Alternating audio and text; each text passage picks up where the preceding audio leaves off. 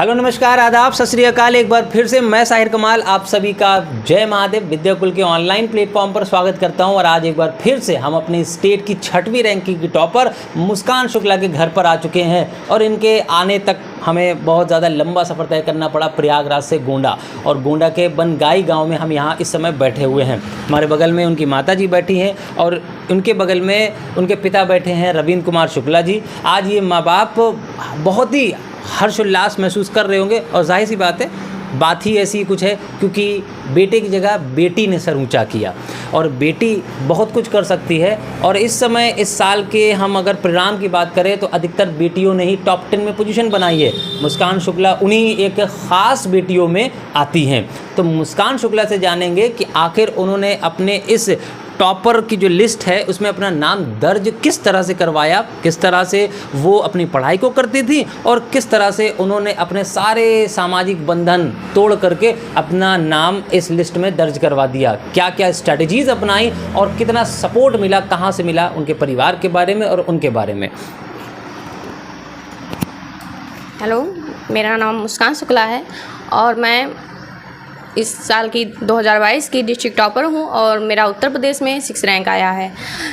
इसका पूरा श्रेय मैं सेल्फ स्टडी को देना चाहूँगी, और जो ऑफलाइन ऑनलाइन सभी क्लासेस हैं, सबसे ज़्यादा तो ऑनलाइन क्लासेस को मैं सपोर्ट करती हूँ, क्योंकि आपको कोई भी पढ़ाई में डाउट तो पढ़ाई करेंगे तो डाउट तो ज़रूर ही आएंगे। अगर उस डाउट को क्लियर करना है तो फैमिली सपोर्ट है या कोचिंग का, और सबसे बेस्ट सपोर्ट मैं ऑनलाइन क्लासेस को ही।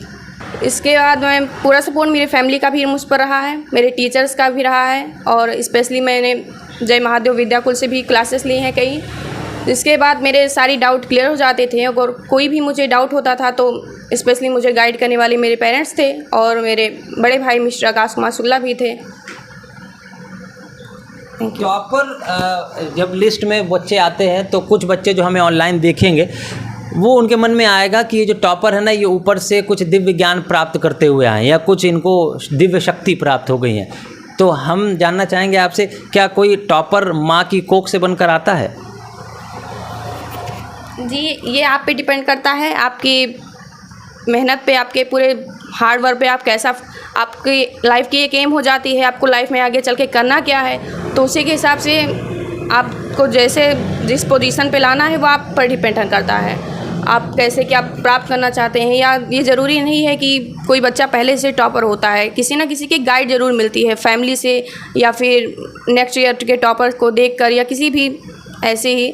तो मुझे भी मेरे फैमिली से ही टॉपर्स की ये गाइड मिली है, क्योंकि मेरे फैमिली में टॉपर रह चुके हैं, तो ये मुझ में एक प्रेरणा आई कि मुझे भी एज ए टॉप करना है। अच्छा, माँ बाप जिस दिन आपका रिज़ल्ट आया था तो पिता और माँ का, ख़ासतौर से पिता का रिएक्शन, क्योंकि सुना है और कहा भी जाता है कि बेटियां पिता से ज़्यादा अटैच होती हैं, तो पिता का क्या रिएक्शन था उस समय? पिताजी आप खुद ही बोलें, जब रिज़ल्ट आया तो उस समय आपको क्या लगा? रिज़ल्ट आया उस समय मुझे बहुत अच्छा लगा, और पहले से ये उम्मीद नहीं थी कि मतलब स्टेट में प्लेस लगेगा। डिस्ट्रिक्ट में उम्मीद थी कि डिस्ट्रिक्ट में प्लेस आएगा, और जब स्टेट में सुना तो बहुत अच्छा लगा। देख रहे हैं, पिता को पहले से भरोसा था कि उनकी बेटी डिस्ट्रिक्ट में तो टॉप कर लेगी।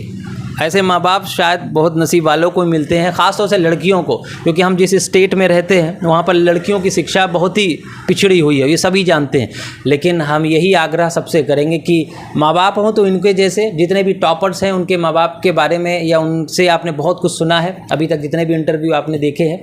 इसके अलावा हम फैमिली बैकग्राउंड की अगर बात करें तो आपके फैमिली में कितने लोग हैं लगभग? मेरे फैमिली में मेरे पापा, मम्मा और एक बड़ा भाई और एक छोटी बहन है। 3 लोगों का सुंदर और सुखी और छोटा परिवार है। जी। पिताजी आपके क्या करते हैं? मेरे पिताजी एक टीचर हैं, गवर्नमेंट टीचर हैं। मम्मा एक आशा हैं। और तो कुल मिला के समाज सेवा में दोनों ही लोग लगे हुए हैं। अगर आशा उनकी भी बात करें तो वो भी एक समाज सेवा ही है, और शिक्षक से बढ़कर समाज में कुछ हो ही नहीं सकता। जब शिक्षक है पिता तो फिर बेटी तो ऐसी होनहार होगी ही।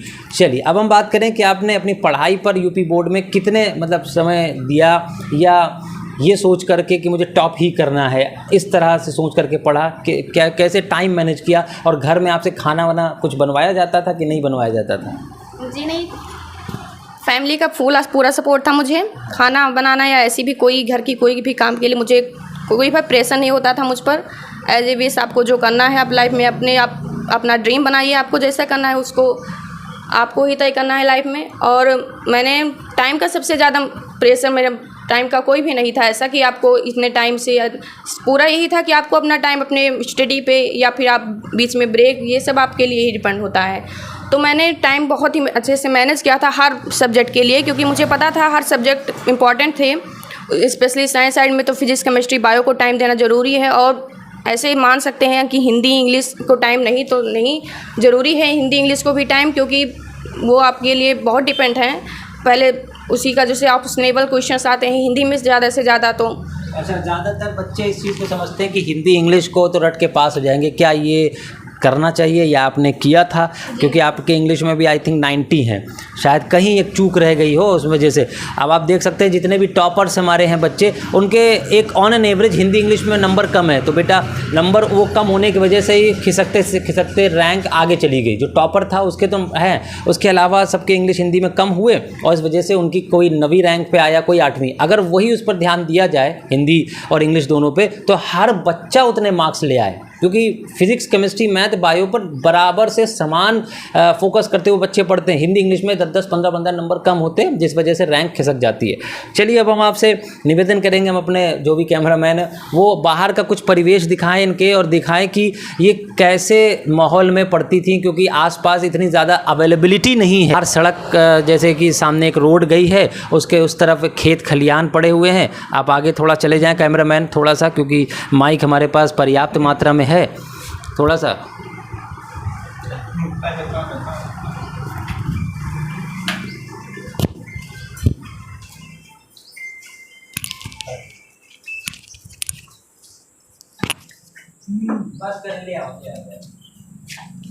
तो एक सवाल बहुत ही इम्पोर्टेंट हर एक बच्चे से जो किया जाता है, पढ़ाई का पर्पज़, क्योंकि प्रेजेंट टाइम में हम रिज़ल्ट के लिए पढ़ने लगते हैं। आपका पर्पज़ पढ़ाई को लेकर क्या है कि लाइफ में कुछ विज़न रखा है बड़ा, कुछ एम अचीव करने के लिए, और क्यों रखा है?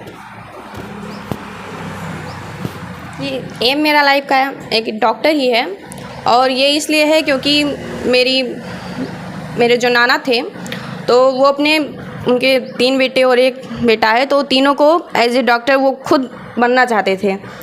तो उन्होंने वो कोशिश बहुत की, लेकिन लास्ट स्टेज पे वो नहीं वो कर पाए, मतलब नहीं उससे तय कर पाए। तो अपने तीनों बच्चों को वो है कि एम बनाए थे कि मैं इन्हें ज़रूर डॉक्टर बनाऊंगा।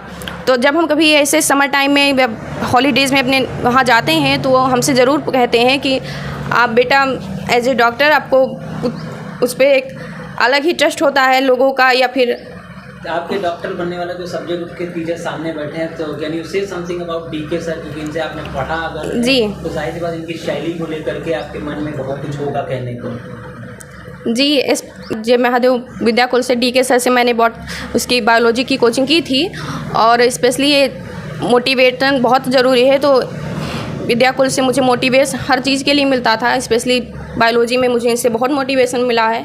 और आपके लाइफ के, आपके फ्यूचर के लिए, आपकी स्टडी से ज़्यादा आपको मोटिवेशन की भी बहुत ज़रूरत होती है, जो कि आपको ऑनलाइन क्लासेस से बहुत ज़्यादा से ज़्यादा मिल जाते हैं। तो हमारे जय महादेव विद्याकुल के बच्चों के बारे में कुछ कहना चाहेंगे कि दे शुड कनेक्ट अस और नॉट, और they should be serious for their life, मतलब अपने भविष्य में अपनी पढ़ाई के ऊपर फोकस करें और वो सीरियस रहें, क्योंकि सीरियस हो के पढ़ोगे ही बेटा तो ही आज जिस तरह माँ बाप सीना चौड़ा करके बैठे हुए हैं, वैसे इनके पिताजी की माशाल्लाह पर्सनालिटी ऑलरेडी बहुत अच्छी है, सीना तो ऑलरेडी चौड़ा है, लेकिन जब बेटी जब सीना चौड़ा करती है ना, तो वो चौड़ा करने का मज़ा ही कुछ और होता है। आप क्या कहेंगे इस बारे में? अरे जब बेटी या बेटा कोई भी नाम करता है तो सीना ऑटोमेटिक चौड़ा वैसे हो जाता है, और चौड़ा पहले से भी था, क्योंकि मेरा बेटा भी हाई स्कूल में टॉप किया था, ये भी हाई स्कूल में टॉप की थी, और इंटर में टॉप किया तो और चौड़ा हो गया। इससे बड़ी खुशी और क्या होगी। चलिए, अभी तो आपको और जो है आपकी बेटी को अभी तो ये पायदान है, 2-3 पायदान अचीव कर लिया। जिस दिन डॉक्टर बन के बाहर आएगी उस दिन के लिए आप सपना देखिए, और शायद उस दिन आप खुशी में, वैसे रिज़ल्ट आने पर भी आप ज़रूर होंगे, आंखों में आंसू ज़रूर होंगे। आप इनको पर फोकस करें कि जो है पिता का जब बेटी का रिज़ल्ट आता है तो उसके आंखों में आंसू ज़रूर होते हैं, और हम उम्मीद और कामना ज़रूर करते हैं कि आप अपनी बेटी को डॉक्टर बनते हुए देखें। तो एक लास्ट में हम इतना ज़रूर कहेंगे कि हमारी तरफ से आप लोगों को एक प्रोग्राम हम लोग ऑर्गेनाइज़ कर रहे हैं। स्टेट लेवल का वो प्रोग्राम होगा, और प्रोग्राम में हमने सीएम योगी आदित्यनाथ जी को आमंत्रित किया है, जिसमें हम ऐसे ही होनहार बच्चों को, मेधावी छात्रों को सम्मानित करवाना चाहते हैं। तो उसमें आप हम्बली इनवाइटेड हैं, आप वहाँ पर ज़रूर पहुँचें। और आपने देखा कि सक्सेस मंत्रा टॉपर करने का कोई ख़ास नहीं, बस ख़ास स्पिरिट होती है जो कुछ बच्चों में ही जन्म लेती है, और वो बच्चे अपने सिर्फ कर्म करते रहते हैं और आखिर में फल उनको ऊपर वाले की दया से ऊपर वाला दे ही देता है, और तब ये दिन ऐसे माँ बाप को देखने को मिलता है। आज के लिए इतना ही, धन्यवाद।